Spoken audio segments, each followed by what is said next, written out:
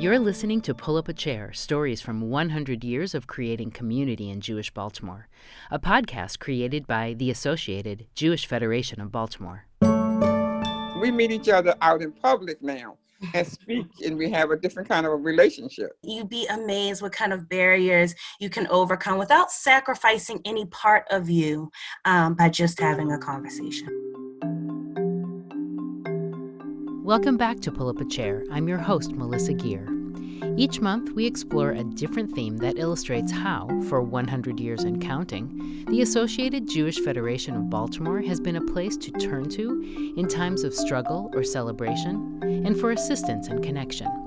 You'll probably hear some familiar voices as we laugh, reminisce, and learn a thing or two about what it means to build and be a part of a strong Jewish community. The focus of this episode, like so many great things, started with a conversation between friends. Tikvah Womack, an African-American Orthodox Jew, was conducting diversity events at her synagogue. Rena Golaskov, a member of a neighboring Orthodox synagogue, heard about it and wanted to know more.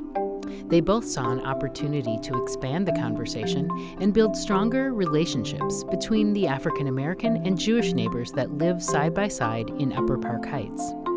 They enlisted the help of Chai, an agency of the Associated that strengthens Northwest Baltimore neighborhoods. The result is Chai Community Conversations, creating a diverse mosaic. Here's Tikvah Womack to talk about the project. It was a layering of, again, understanding a group history and how that group history kind of shows up in today, and how that ends up then impacting the relationship between the African-American community and the Jewish community. And just really creating, as best as we could, a safe environment for people to ask questions that they might not have been able to ask before, to have dialogues that maybe felt unsafe and threatening in a space that is more of curiosity, and with an understanding of the intention is wanting to be in relationship. Dee Evans and her husband have lived in Upper Park Heights since the 1970s. They're a part of the fabric of the community and raised 4 children there. Dee was all in for the chance to talk with other women as part of the community conversations. However, I'm not going to sugarcoat it. We were very, very nervous about each other because we didn't know what to expect. Mm-hmm. I have a wonderful friend and an absolute community person that puts everything together for Kai, and Sherelle Savage is awesome. So she approached me about the whole aspect of doing this, me and a couple other my friends, and we jumped right on board because it's something I've always wanted to do. I don't like being in an area where my children grew up here and we don't know our neighbors. And to get to any household, if you get to the moms, you've now got a larger insight into what people think.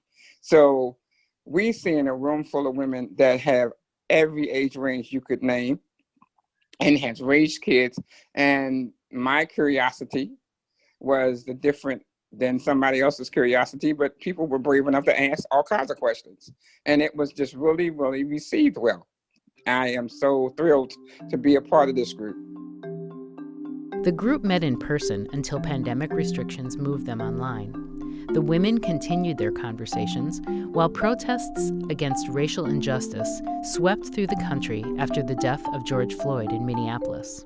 It was a white Jewish woman who stepped up, who said, we have this amazing group, and there is this time in the world where there's this outcry from Black people, and I feel like there is something that I have to do, that we have to do to address this, right? And so, bam, that's like a tangible moment where someone was saying, wait a minute, we're now in relationship. I have to stand behind this, right? Like I have to do something. This now all of a sudden there's this accountability. Well, we learned that we were more alike than we are different, because we had to do different. Shalimar had us do different, really unique groupings. She put us in different groups and she gave us these papers, and around the wall she would have different phrases, your inner fears, what makes you comfortable, what makes you uncomfortable, and how are you feeling insecure, how are you not. So you go to whatever area you felt was you were drawn to, and you see how many other people in the room of all nationalities went to the same insecure or went to the same fears. And we would sit down and actually talk about what made you feel insecure. And as women, there, once again, I say we were more alike than we were different, because the same fears of raising our children and taking care of our husbands and making sure our homes are safe. We have to live in this area. We have to make sure our families are secure.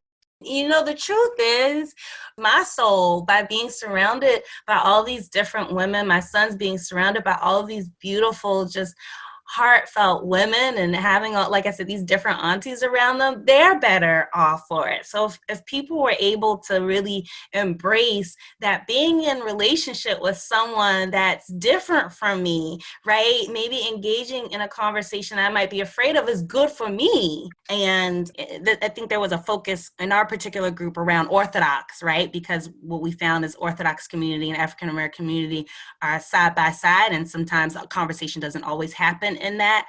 So I just want to address what Dee said. And it's like the barriers, it's just a conversation. It's just having those conversations, and you'd be amazed what kind of barriers you can overcome without sacrificing any part of you, by just having a conversation.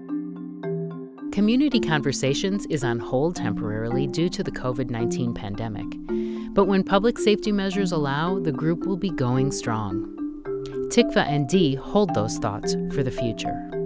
I would like to have it possible that in the next year, going into the spring of next year, for us to be able to do a larger group and for people to start leaving their fears outside of Kai and just sit down and be able to do what we do in a larger scale. It's a lot of infrastructure sometimes to put these things together in terms of space and resources and finances, right? We had meals together, right? And somebody was able to watch my kids while we were having these dialogues and in the space. And so I'm grateful to Kai for being able to offer that to us, to be able to grow for the benefit of the entire community. No matter who you are, we had the same basic concerns. And that's what this was for me. That's what that pulled out in my mind, was that the fact that no matter where we are in this for real together. Thanks for listening to Pull Up a Chair. I'm your host, Melissa Geer. This podcast was produced for you by the Associated Jewish Federation of Baltimore. From East Baltimore to Forest Park, from Pikesville to Randallstown and beyond, the Associated has been there for the community every step of the way. Don't miss the next episode with more stories from your friends and neighbors in Baltimore's Jewish community. Thanks for listening. You've been listening to Pull Up a Chair, stories from 100 years of creating community in Jewish Baltimore. It's part of the Associated's Centennial Celebration.